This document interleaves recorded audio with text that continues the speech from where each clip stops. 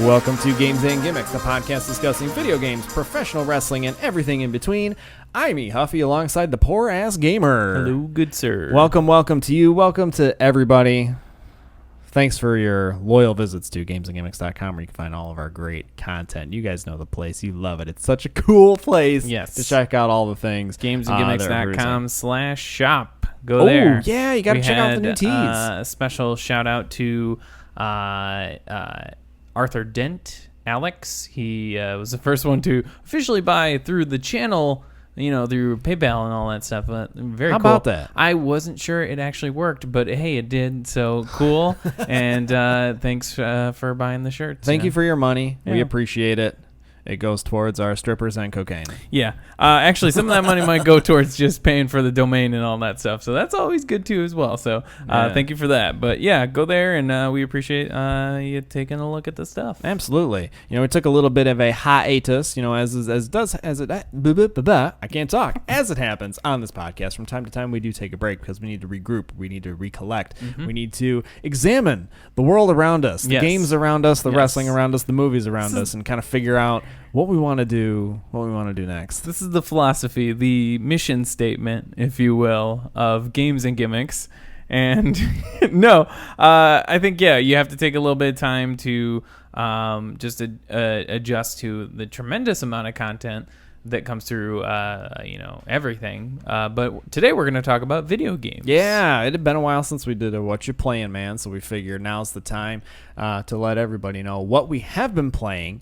And it's always interesting, especially on my end, because I'm always late to the game on a lot of stuff. So I feel like I'm kind of the nostalgic one, or I'm that weirdo that, is playing a gem that was really cool 6 years ago, but nobody's really talking about it now. You're like, okay, gee, where the hell were you when that was out, Eric? You're always always behind. Like we've talked about, there's so much stuff on every platform, and now some of it's available digitally, so we're getting second chances at playing a lot of these different games.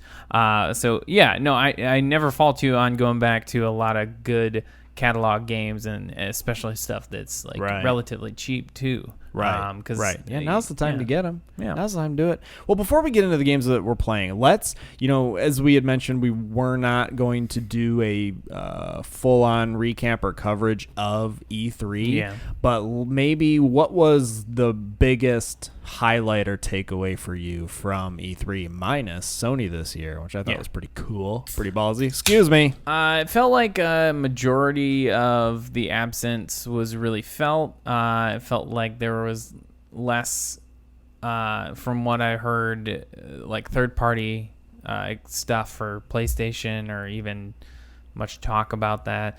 A little bit of stuff about Project Scarlet, which is the Microsoft new code name for their next console. A lot of stuff that's really just more about keeping their back catalog, especially things going into the next generation. So it's really about keeping everybody more or less equal. Mm-hmm. But it's weird because from what I gauged from listening to some of the PR execs, it seemed like this is different this time around between the race between Sony and Microsoft. That it's not as competitive as before. They kind of know where they're going to line up more or less. But there might be a little bit more openness, with the cross-play and stuff being more of an emphasis now. It's about time. And just giving people access to a lot of the stuff that they already bought or played, is really cool. So, and then obviously, the big things, I think from the press conferences, Nintendo, I think, always does a fantastic job with their presentation, because they're just here's all the new stuff, or here's enough of what you need to short, sweet, simple, to the point. You get the information that you want. Yep. And it doesn't overstay its welcome, like a lot of just the pomp and circumstance and the stupid trailers that 9 times out of 10 aren't even real gameplay. Yeah. And, and obviously, the Keanu Reeves thing was pretty memorable from E3. I mean, the man is a god. I think that's kind of. I saw a lot more smoke and mirrors this E3. Like a lot of stuff that were like, the Avengers thing that people were waiting for. Was like, well, this looks like, just a CGI render thing. It's not. I'm sorry. It wasn't. I'm sorry. It's not done. Maybe I don't know. To get my quick rant of that out of the way, if you've got. Okay, you're going to be making an Avengers game, and you're going to be molding it off of the actual movies. Mm-hmm. Get the fucking rights to the actors. Yeah, they probably should. I'm sorry. If you can't get the rights to the actors, you better go the comic book route. They should have just contacted Insomniac after that Spider-Man game that they made. They should have just went in with them because, obviously this has been in development for a while, but man, that trailer it didn't sell me on anything about it. It looks so stupid. I mean, all of them look awful. Yeah. And doesn't. Like I said, it doesn't fit. If the Ultimate Alliance game that's going to be on Switch, the one that's like the top-down, you can pick anybody from the entire universe type thing, that's more arcadey and probably will be more fun than this big budget thing that has been in the works for a long time. And it's like, but overall, I think Nintendo did the best. Square Enix showed off all the Final Fantasy VII Remake stuff, which does look cool. Wow. Yeah, but who knows how long or how many episodes that game's going to be. Who knows if it will ever come out. When it will, like they said, March 2020. A lot of stuff is coming out apparently in the fall. This year, September, November, and then obviously, big releases are slated for 2020. I don't know if you saw the Keanu Reeves in Cyberpunk 2077, I think is what it is. That was the only thing I watched related to the Microsoft side because it's fucking Keanu Reeves. Yeah, that was a cool thing for Microsoft. And so this kind of gets me into just overall when we're going to talk about games that we're playing. Microsoft announced a Game Pass type thing for the PC. Which was a deal for $5, $5.50 or something a month. And it gets you access to a ton of stuff that they put both on the console and on the PC. So there's a lot of good games that I haven't played, mostly because they've been on the console side, and I don't own an Xbox and don't plan to because I own a PS4 like you. Right. So I've been playing a lot of different games, but are they streaming games, or are you actually legit downloading them and playing them? They're legit download. Oh, that's cool. Very cool. There was a lot of talk about that during E3 as well, which is the way it sort of, some people came out of it. It sounded like Microsoft is approaching the streaming stuff as you might want to use this occasionally type thing. If you really want to play a game and you have the internet and the capability to do it on the go on your phone, you might want to do that. But we're not pushing that as the big thing. Then you had Google and the Stadia stuff, and that's a whole thing, and $159 for a Chromecast and secure your screen name. It sounds like a pipe dream. We'll see until that. Maybe I'll buy one game if they give me a discount on it or something like that to start. But there is a monthly plan with that. So there's all this weird changes with what E3 was in the past and now where we're at. So that's a long-winded way of saying, there's it's a crazy future. We don't know.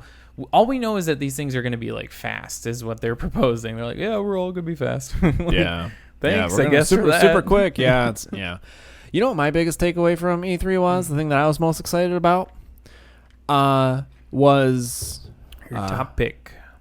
What? Your top pick. My top pick. Hyperkin is working on a clone system for the 64 for HD. Now, are they going to put it in the damn Oh, and the thing with Retron? eight of them? No, it's separate. Oh. So I still want a Retron 5 because even though it's emulation based, like the times that I've played it with you, I mean, the thing's flawless. It I think is it's, I mean, pretty it has beautiful. some issues and stuff, but I mean, it's Yeah. fantastic. So the biggest hurdle has been Nintendo 64 because it's such a strange system, and it relied on the quirkiness of tube TVs, to get its graphics across. And to pull off a lot of stuff. Yeah. So they've been working on a prototype, and they had it at I think they released a YouTube video of showing it in action. Cool. And it looked pretty good. There were some graphical quirks with some things with Mario Kart and whatnot, but I mean, they're actively working on a system that's, they're trying to decide if they have to go the emulation route, which I guess the 64 is really tough with emulation, or if they're going to go the clone system route and try to mimic what the system is, make it HD capable. It'll come with a controller. Right, because right now the only way you can do that is paying for like a really expensive mod thing and time. I had thought about going the mod route, at least putting an RGB chip in there, but to me, like, it was going to cost me over $100 to have that done. And I'm like, well, but if Hyperkin comes out with a clone system that's $100, you know what? I'll take that. Sure. Because I do want to that's my favorite system. I want to future-proof it, and I enjoy taking my cartridges, my physical media, and playing it in something. And if it's able to do that on our modern TVs, the classic minis are cool, but unless you hack them, you can't add any more to them. They don't play your actual games. They're great for a hot second, but God, I'd be great with just a Retron 5 and this thing, but I can't remember what they're going to call it, but they had it on display. They were kind of gauging interest. So it's in the really early stages, but I'm super psyched about that. It'll be interesting to see what like controller they release with that and like how that will line up, because I've seen like new modern takes on it's that weird. And like Hyperkin is really great. Like if you want the ability to use those old cartridges, I think for like streaming and stuff, when you take like all that old stuff and you want to go and you want to share that with people, I think that and a mix of like emulation stuff is always going to be like really a good way to showcase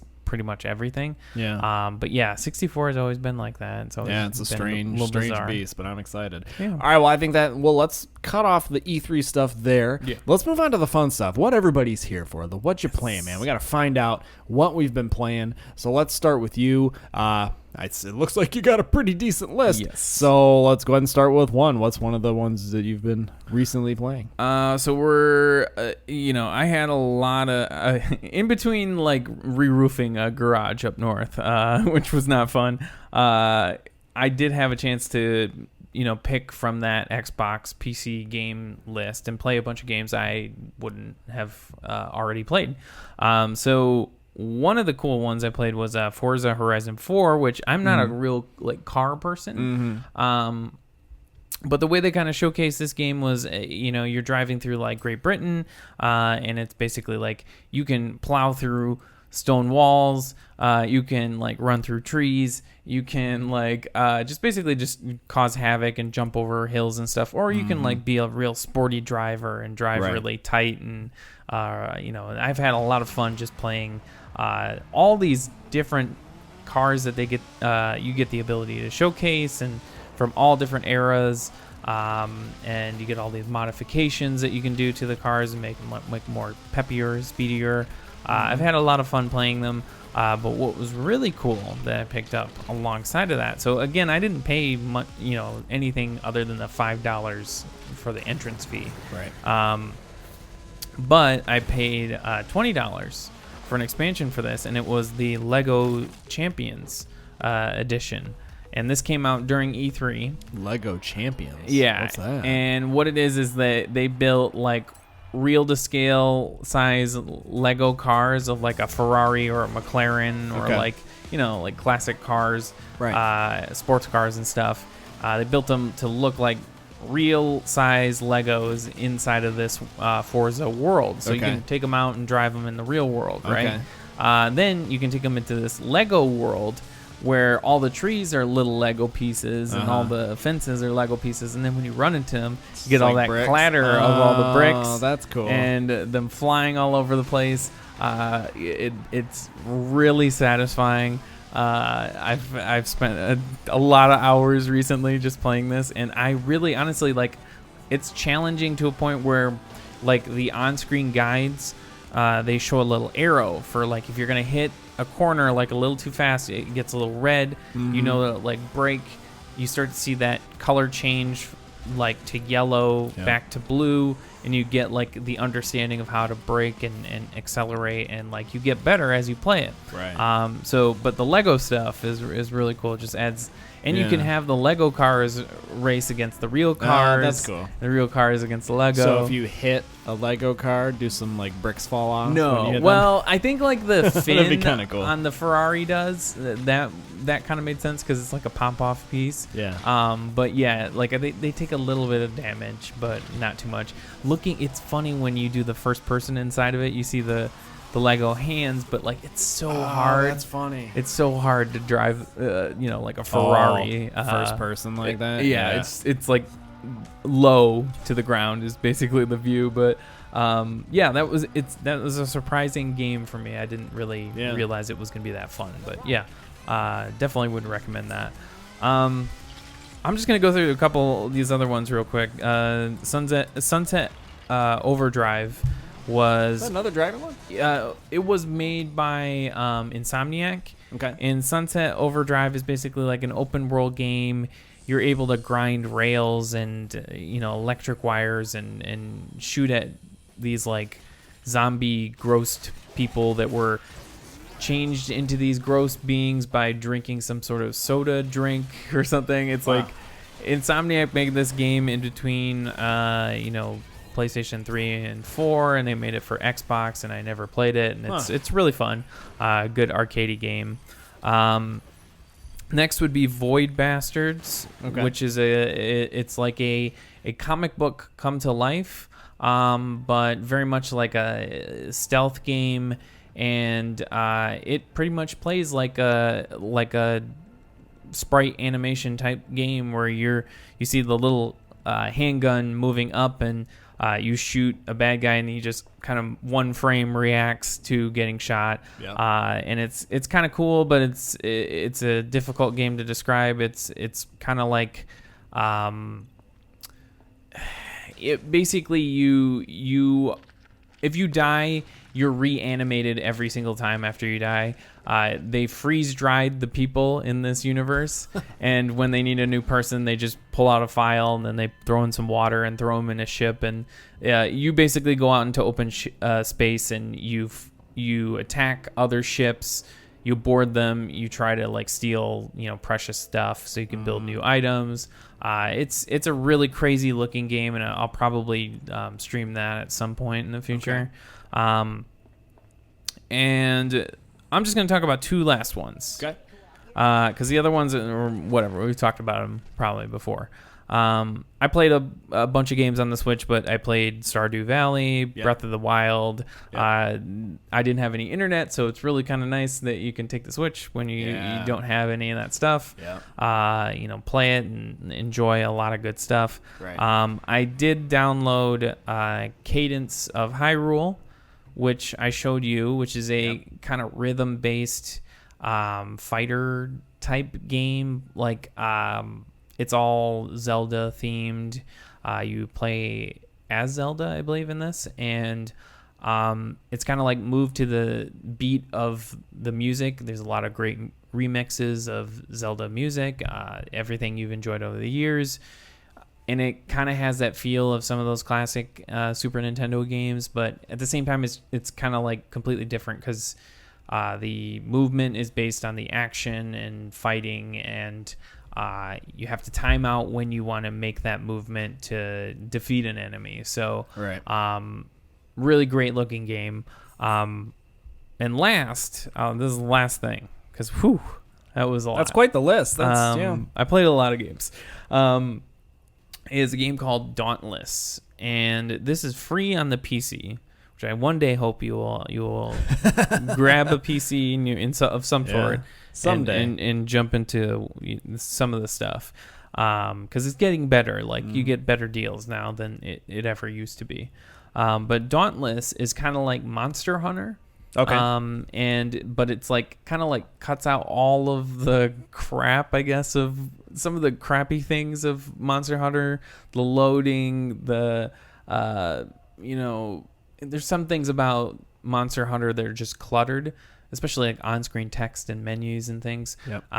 This is more like you just go and you kill a bunch of beasts and you kill them with a bunch of other people online, and it's cross-platform. It works on PC and Xbox One, and it works on PlayStation. Mm-hmm. So it's really cool to see.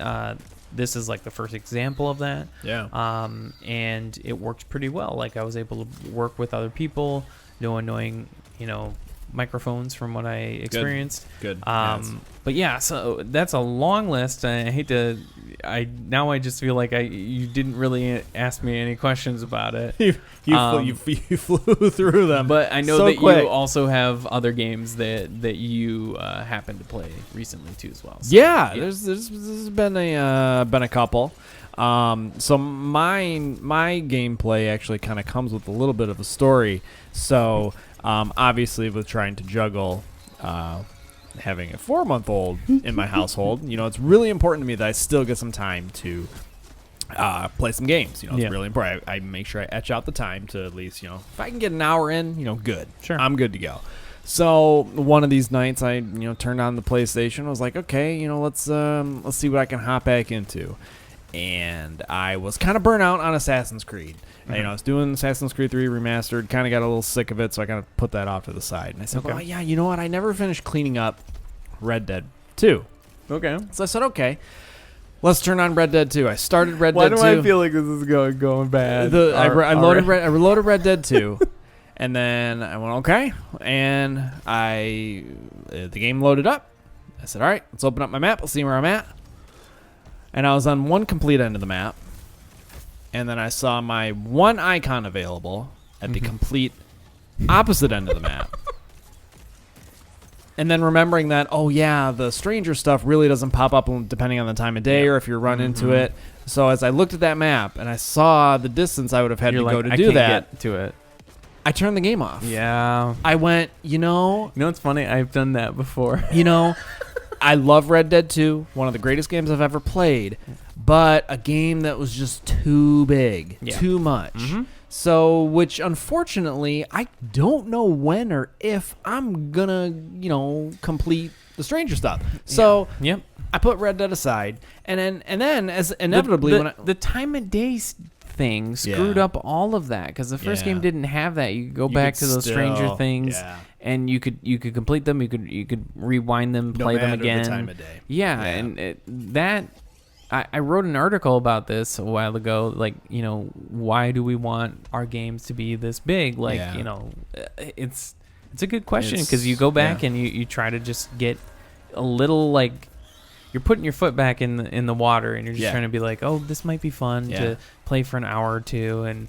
No, you see the distance. Yeah. That time is like 4 hours of my time. And I'm like, and on top of that, I'm like, well, I'll just take a stagecoach there. But it's like, but then you got to fucking travel to find a stagecoach or a train. So I turned it off, and I just found myself, every time I turned the PlayStation on, I had the controller in my hand, I started falling asleep. Yeah. It comes to being, but I'm just like, God, I don't know what to do. So then I look over, and I'm like, God, I got my Nintendo 3DS here. I said, you know what? Let's dig into this game library. Let's figure out what's going on with it. I tapped out a Majora's Mask. That game fucking infuriated me.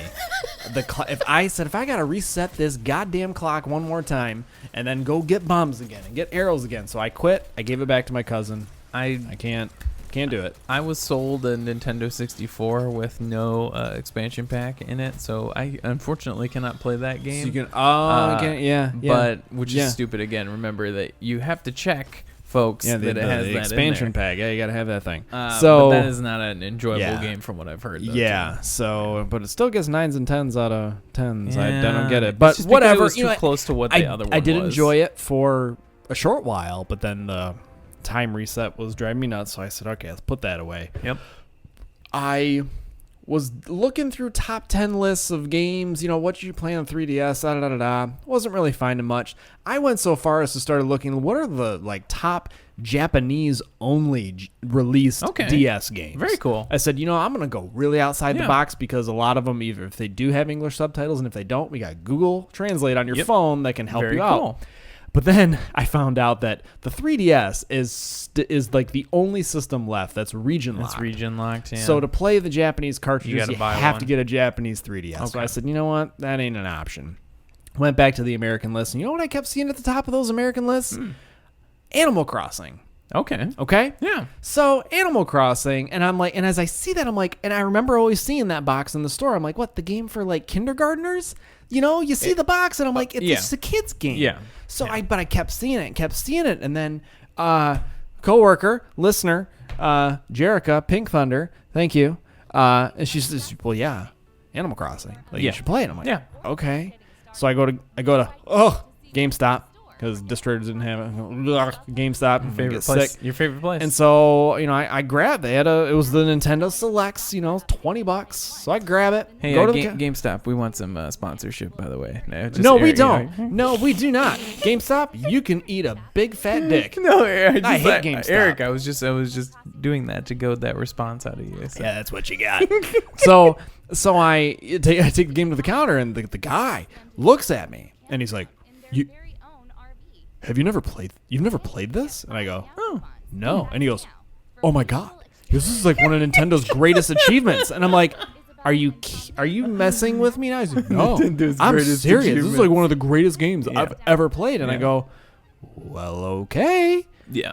And it's a game you kind of play all year, and it's a thing you experience. I'm 6 years late. We're both 6 years late. Mm-hmm. But my coworker has been playing the game since day one, and it's something that's still, it's a game that I needed. It's a very stress-free, go at your own pace, very clever, relaxing, contemplative. A great pick up and put down game. You can pick the sucker up, you can play for 10, 15 minutes, you can play for hours. Yeah.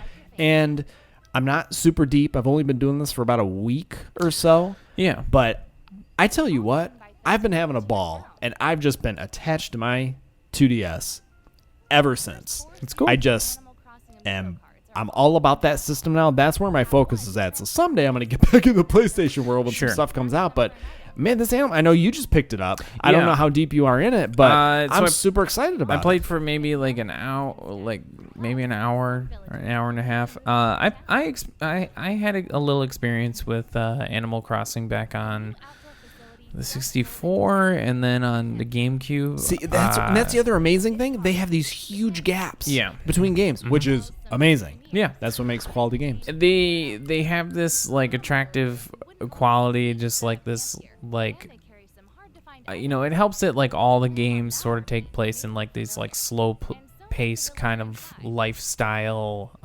towns. And in this one you're the mayor, and you're trying to what city did you pick, by the way? As in, like, what did I name it? Yeah. I named it Loxley. Loxley, okay. So you had a nice one, and I just picked our stupid town instead of, I don't know why. What'd you do that I don't know. Then I went back, and I was like, man, I should have like picked somewhere cool. Oh man, I should pick like Brisbane, Australia, or something like just weird out of could have picked something from a movie. Gotham City. There you go. Yeah. Boom. Nice and easy. I don't want to be the mayor of Gotham City though. That's a tough job. To be the mayor of Metropolis. Go ahead and restart it. Okay. Restart the game. You're gonna have to change everything. But yeah, no. Those games have this like, I was up north and playing games with no internet, and everything is like 9, 10 o'clock. Everything is like shut down and quiet. Not like Lansing. And I'm playing those kind of games. Up north and those kind of towns, and it elicits a good feeling. That's the really cool thing about Animal Crossing. But yeah, like my experience with that was, even when I was a kid, I was just like, I think, again, remember we talked about we were just too stupid for those games back then. Yeah. Like they were like, wow, these games are great. We were just too dumb to figure them out. Absolutely. And then we got a little older and figured out how to do puzzles and games, and like, it's just second nature now when you play these types of games. But this changes with the seasons and your birthday, and you get these cool events and stuff like that happen. I remember when it'll be a 4th of July thing probably. Yeah, and I remember when it was like the second day that I was playing, and it was at night, and I popped it open, and I was like, oh, I got to go check out these stores in the town. And I went, and they were closed. And at first I was like, are you fucking kidding me? You mean I got to play this game during the day only? But then, took a deep breath, explored a little bit more. There's always something to do. There's always tasks to do. But it's so cool that, sure, the town's going to adhere to, hours of operation and things like that. But even though those things are closed, you still have other things to do and explore, and people to talk to, stories that kind of come out of all of that. Yep, and listening to conversations, and somebody will tell you they've been looking for something, and they'd really like X, Y, or Z, and if you just happen to remember it, it's basically so many things. It's just basically like nice people town. It's like, hey, everybody's nice here, and they're like, they're like the characters and stuff, and like there is a lot of derision that people have for like characters like Tom Nook, because he's the guy who sells you crap, and you got to pay him back. There's like their character Isabel, who was in Smash too. We played that That's before. Awesome. But there's so much to. I'm excited, honestly, just from playing just an hour of this, and like knowing that we'll get to experience, playing it Street Pass and all that stuff, or together as I guess it is too as well. Yeah, right? the cool if you're in the same room, you can connect locally. I did that at work with my coworker. You can connect locally and do things. But it also does it through the internet too. So cool. even if we're at home and you want to do something, you're like, boom, you can do it that way. So it's just funny to me that cool. I'm gonna go fishing for you. That's right. I'm gonna send you. I'm gonna gift wrap a fish. Oh my god. I'm gonna say, oh my god. I can't wait, Eric. I'm gonna say, Joey's. This is gonna change our relationship, Eric. You're sleeping with the fishes. You're sleeping with the fishes. So I think what's great, but what's also disheartening is I'm so behind. Yeah. I'm so late to the game with this system and the family of games, which is kind of a bummer. It's like I when this thing came out and was hot, I mean, God, you could go up and down the street. You get those tags from people, especially if you had it at school. But man, I just did not. That was not in any interest of me at that time. You always remind me about the 3DS again. Like I won this thing and like didn't really think about like, oh, what can I play with it? And you can play so many back catalog games in addition to all the cool stuff that they put out over the years. You were playing Fire Emblem. Yeah. I picked up the old Pokemon Yellow edition on here.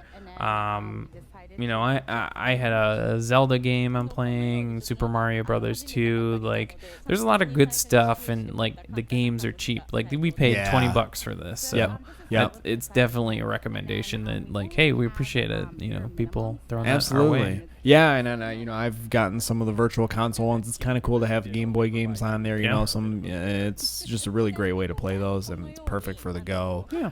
Great for lunch breaks at work. That's when I've really been getting the gameplay. I wanted something, that Fire Emblem was great. I was really knocking out these RPGs, and I was like, I gotta calm down just a little bit. There was one random thing that I played recently, and that was Advanced Wars. Have you ever heard of Advanced Wars? Advanced Wars.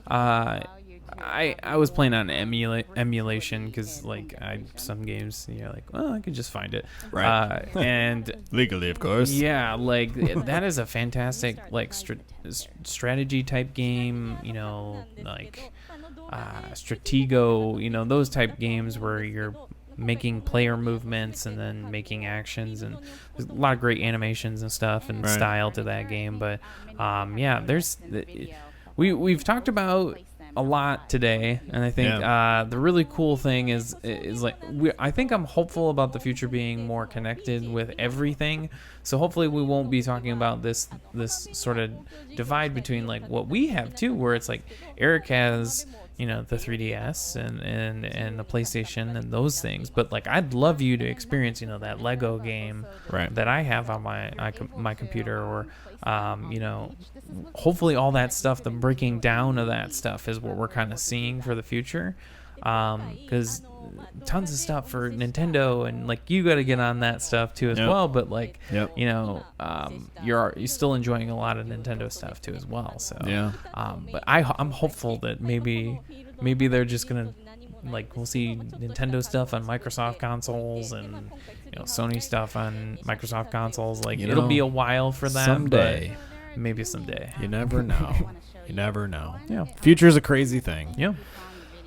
Well, I think that's a great place to end this episode of What You Playing, man. As per usual, what we're doing now is the plugs in the front, so we don't have to do them on the back end, yet it still makes the ends super awkward because we don't really know how to do them. We don't have a catchphrase yet, so we're just going to leave it at that. Thanks again for listening, and we will catch you all on the flip side. I was going to say, I catch you on the flippity flip. And then the flippity flip, that works too. Catch you on the flip side Yeah. and on the flippity flip. Yes.